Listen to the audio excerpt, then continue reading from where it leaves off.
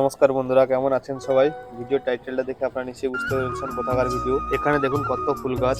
চলুন দেখা যাক পৌঁছে সেই ঐতিহ্যবাহী রাসমেলা। সত্যি ছোটবেলায় এই জিনিসগুলো নেওয়ার জন্য আমি বাবা মার কাছে খুব আবদার করতাম। জাস্ট ভিড়টা দেখুন বন্ধুরা, পৌঁছে ঐতিহ্যবাহী রাসমেলায় আমিও আমার মিসেস যাচ্ছি এবং ওর ছোট বোন যাচ্ছে। দেখতে আমরা এই মন্দিরটা দেখতে পাই, বাট কি মন্দির জানি না। এখানে দেখুন কত শাঁখের তৈরি জিনিসপত্র বিক্রি হচ্ছে এখানে। তারপর ঢুকতেই যে বাচ্চাদের খেলনাগুলো ওদের বললো, তারপরে এখানে ম্যাডাম বললো কিছু জুয়েলার্স নিবে, তো ওর জন্যই ঢোকায় দোকানে, না হলে ঘুরেছিলাম ঘুরতে ঘুরতে। মানে বললো কিছু খেয়ে নিই তারপরে ঘুরবো। ঠিক আছে, তারপর আমরা পাপড়ি চাট দোকানে ঢুকলাম, একটা পাপড়ি চাট খেলাম। তারপর সামনেই ছিল এই দোলনা নাগরদোলা, এগুলো ম্যাডাম চড়বে বলছিল, বাট আমি চড়িনি, কারণ আমার এগুলো খুব ভয় লাগে। সেই জন্য ও চড়বে বলছিল, বাট ও চড়েনি। শেষমেশ ও বললো ও বেলুন ফাটাবে, তাই গান নিয়ে শুট করছিল, বাট একটাও বেলুন ফাটাতে পারেনি। শেষমেশ দুটো ফাটিয়েছে, তাও আবার বেলুন ফাটায়নি, ওগুলো সাইডে লেগে গেছিল। বাট পুরস্কার এগুলোই পেয়েছে। তারপর আমরা চলে আসি পঁচাত্তর সেই ঐতিহাসিক রাজবাড়ি, যেগুলো দেখার জন্য মানুষ এখানে এত দূরে আসে সেই পঁচাত্তর রাজবাড়ি দেখতে।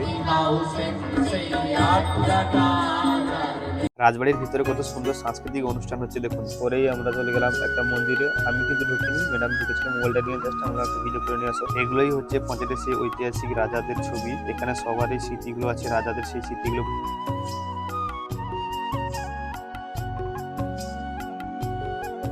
দেন সবার শেষে আমরা একটা চা খেয়ে বাড়ি চলে আসি। ওকে টাটা, বাই বাই, দেখা হবে নেক্সট ব্লগে।